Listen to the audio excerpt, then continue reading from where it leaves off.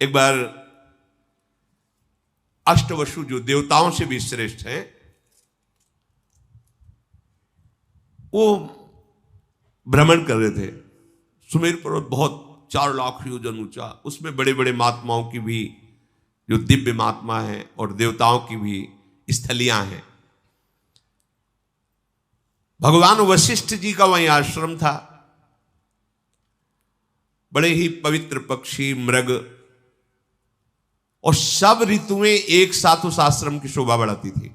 यहां वर्षा ऋतु तो यहां ग्रीष्म ऋतु तो यहां शिशिर ऋतु, ऐसा उस वशिष्ठ जी महामहिम ज्ञानी महापुरुष 6 ऋतुएं आश्रम में शोभा बढ़ा रही थी। इतना विशालकाय आश्रम के अलग अलग ऋतुओं की शोभा अलग अलग उपवन में थी। किसी बगीचे में वर्षा ऋतु की शोभा हो रही, किसी में बसंत ऋतु की, ऐसे स्वादिष्ट फल मूल जल की पूर्ण सुविधा। और वशिष्ठ जी हर समय तपस्या परायण भगवदानंद में मगन रहते। वशिष्ठ जी के आश्रम में एक सुरभि रहती थी, उससे एक सुंदर गौ का प्रादुर्भाव हुआ जिसे नंदिनी गाय, चमत्कार पूर्ण नंदिनी जी थी। जो चाहो जो सोचो जैसी परिस्थिति वैसे ही वो प्रकट कर दे। समस्त देव कामनाओं को भी पूर्ण करने की सामर्थ्य रखने वाली नंदिनी जी। बस वशिष्ठ जी अपने देव पूजन के कार्य में, जो भगवत पूजन के कार्य में दुग्ध आता उतना ही लेते। आश्रम में नंदिनी जी विराजमान थी।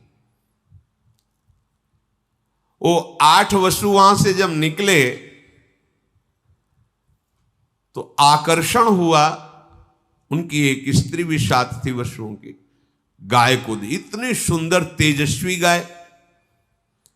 तब पूछा अपने पति से वसु कि ये गाय, तो उनका ये दिव्य गाय है, जिसके पास होगी उसके शरीर में कभी बुढ़ापा नहीं आएगा, कोई रोग नहीं आ सकता केवल इसके रहने से, और जो कामनाएं करे वो सब पूर्ण हो जाती हैं। और कहीं इसका दुग्ध पान कर ले फिर क्या कह रहा, हर समय वो जवान रहेगा, स्वस्थ रहेगा, बिना खाए पिए स्वस्थ रहेगा। नंदिनी के दुग्ध का प्रभाव, बड़ी महिमा का वर्णन किया। तो उसमें देव नामक जो वसु थे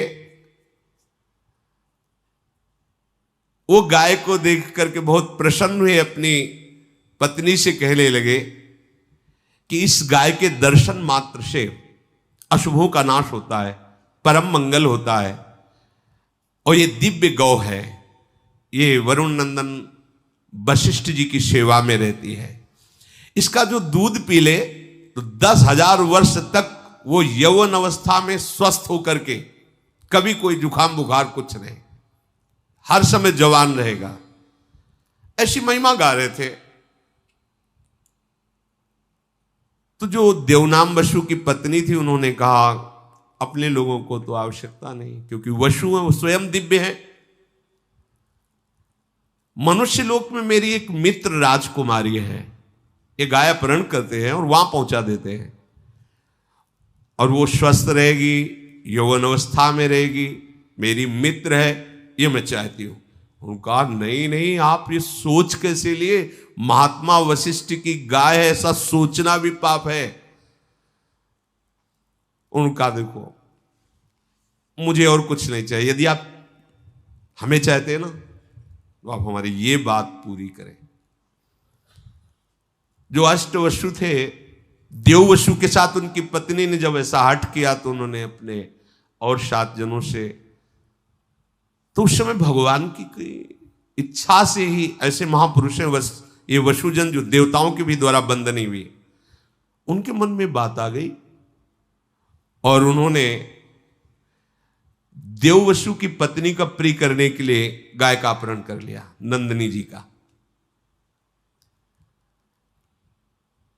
गौ का अपहरण करके वो जा रहे थे कि महर्षि वशिष्ठ जी संध्या करके अपने आश्रम में आए, तो देखा नंदिनी नहीं।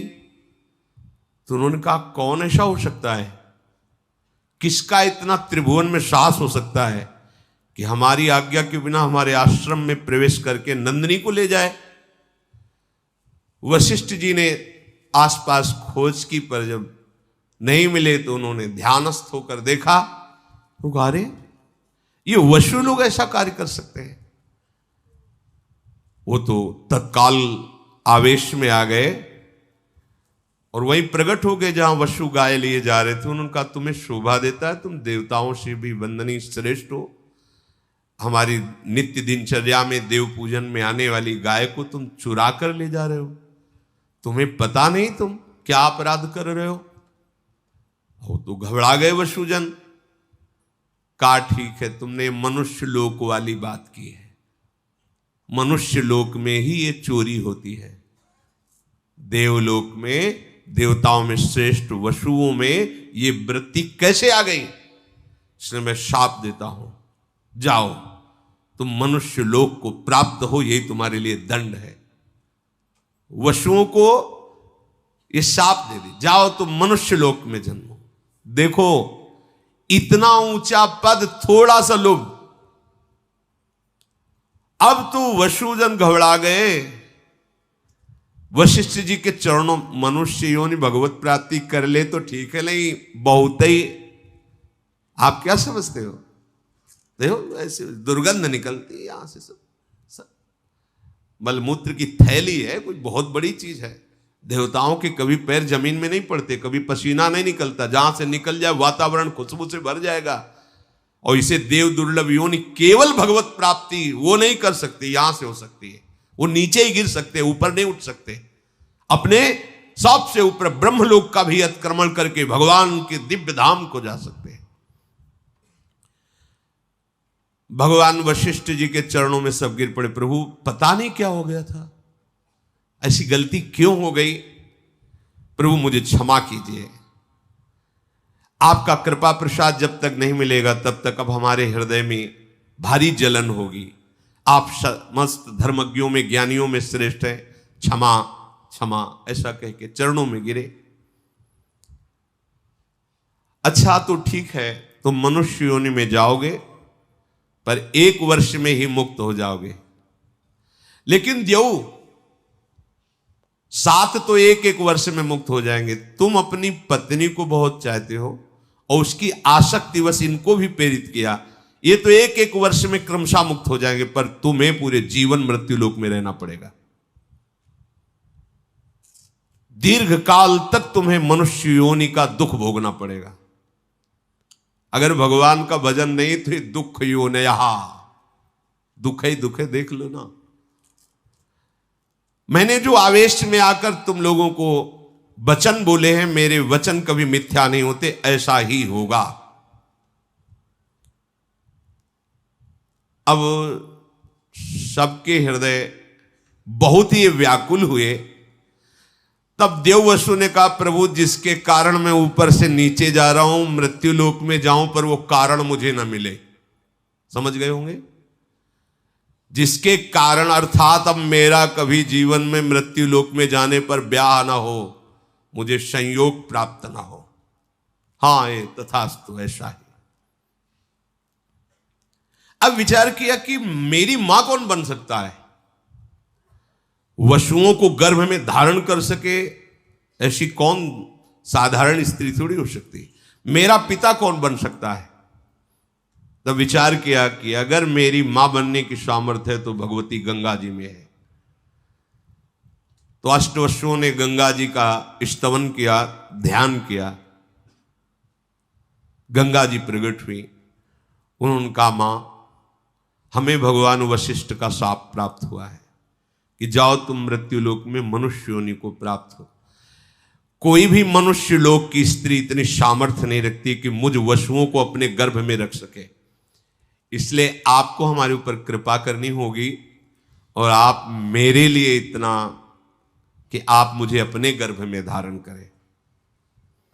पर मां, मुझे गर्भ में पहुंचाने वाला पिता भी कोई मनुष्य नहीं हो सकता। अब आप चयन करें मेरा पिता कौन होगा। जब गंगा जी से ऐसी प्रार्थना की और गंगा जी ने कहा कि तुम 8 को मैं गर्भ में धारण करूंगी और वशिष्ठ जी की आज्ञा के अनुसार एक को 7 को मुक्त कर दूंगी 1 वर्ष में, पर 1 को रखूंगी।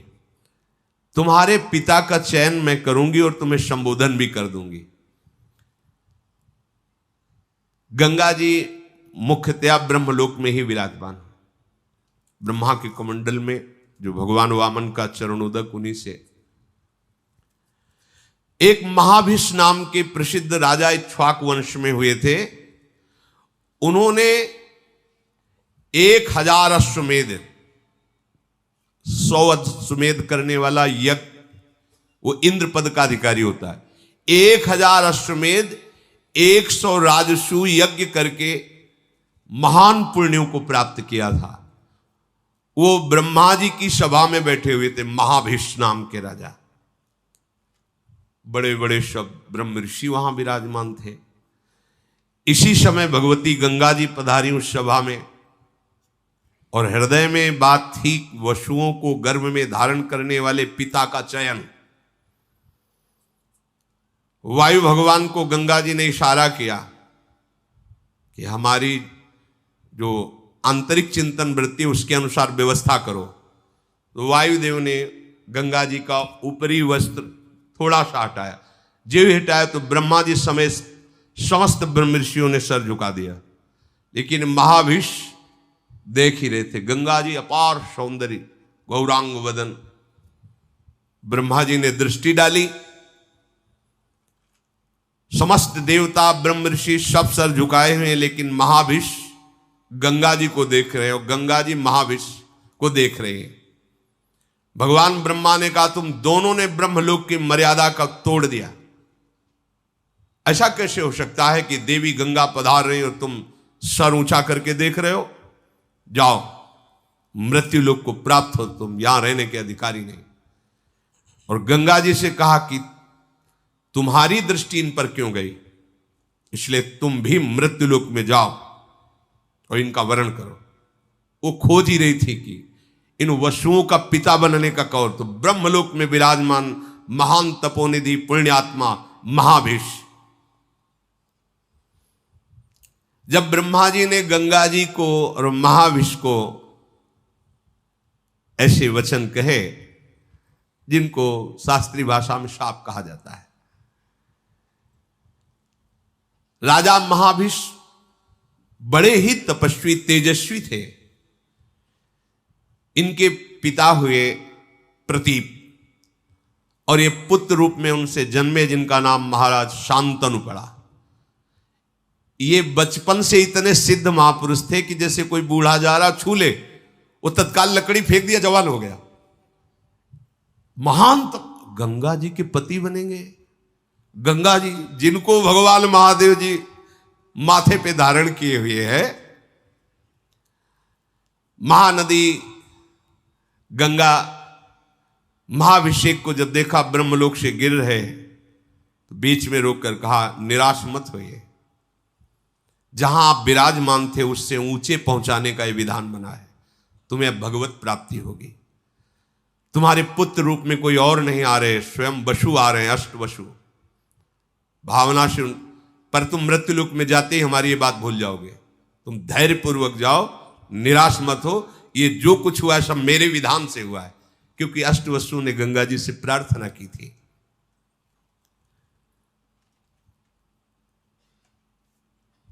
भगवान के मार्ग और पुण्य तपस्या के मार्ग में बड़ा अंतर है। ये जो प्राय सत्संग में कहते हैं, तया ब्रह्म स्तंभ पर्यंतम सर्वम मायामयम जगत सत्यम सत्यम पुनः सत्यम हरे नाम। ब्रह्मलोक से आ रहे हैं नीचे, ब्रह्मलोक से नीचे आ रहे हैं, अर्थात विश्राम भूमि ब्रह्मलोक भी नहीं है। विश्राम भूमि श्री प्रिया प्रीतम के चरणारविंद हैं। वृंदावन विश्राम, यहां से कभी पतन नहीं होता। कैसी भी गलती हो जाए, हमारी लाडली जो सरकार को कभी गुस्सा नहीं आता। जैसे ब्रह्मा जी को आ गया ना, चलो जाओ हटो ब्रह्मलोक से। ने कहूं न रिस कहूं, भूली हूं न होत सकी, रहत प्रसन्न सदा। और ब्रह्मा जी भी जिनकी आराधना करते हैं, वो प्रभु श्री कृष्णचंद्र जी प्यारी जी की आराधना में रहते, इसलिए हम बाजी जीत गए, बाजी जीत गए। अगर श्री जी के चरणों का शरणागत होकर के भी अब की काम नहीं बना तो मुझे लगता है कि फिर बनना ही बड़ा मुश्किल है, बनना बड़ा मुश्किल है। ऐसे तपस्वी महापुरुष महाराज प्रतीप हरिद्वार में गंगोत्री में बैठ करके हजारों वर्ष तपस्या की। गंगा जी प्रसन्न हुई और उनकी गोद में आकर बैठ गए दाहिनी तरफ और कहा, मैं तुम्हारी तपस्या से बहुत प्रसन्न हूं, तुम जो चाहो प्राप्त कर सकते हो, मुझे स्वीकार कर सकते हो। उनका हां, हमारा अहो भाग्य, पर आप जहां बैठी हैं वो स्थल पुत्री या पुत्र वधू का होता है, स्वीकृत है, आप हमारी पुत्र वधू बनो। इन्हीं प्रतीप से महाराज शांतनु का प्रादुर्भाव हुआ। तो उनका, मैं तुम्हारी पुत्र वधू तो बनूंगी, पर अपने पुत्र को संबोधन करके पहले से ही बता देना, कभी हमसे ये प्रश्न ना करे कि तुम कौन हो, कभी हमारी क्रिया पर प्रश्न ना करे कि तुम क्या कर रहे हो, तुम्हारा उद्देश्य क्या है। अगर वो कभी भी हमसे प्रश्न कर देंगे, कभी भी हमारी क्रिया पर टोक देंगे, उसी समय मैं चली जाऊंगी और जाते जाते भी उनका महामंगल करूंगी। आपका जब पुत्र हो और वो चेतनायुक्त, तब ये बात उसको बता देना, मैं अचानक आकर के मिलूंगी। भगवती गंगा जी ऐसा कहकर के प्रतीप की गोद से अंतर ध्यान हो गई। बहुत काल तक प्रतीप की कोई संतान नहीं हुई। फिर यही महाभिष राजा उनके गर्भ में पत्नी के आए। जन्म होते ही पूरे नगर में एक आनंद था, सबका हृदय शांत था, इसलिए ब्रह्म ऋषियों ने इनका नाम शांतनु रखा। बचपन से ही भगवती शोभा से संपन्न, तेजस्वी, स्वाभाविक इनकी गति थी कि इनको गंगा जी की धारा बड़ी प्रिय थी। आकर्षण होता है, भगवती आकर्षण होता है। वो सदैव धारा के किनारे ही घूमते रहते थे। जब इनकी यौवन अवस्था में वृत्ति हुई, शरीर हुआ, तो अचानक से पीछे से नूपुरों की ध्वनि सुनाई दी।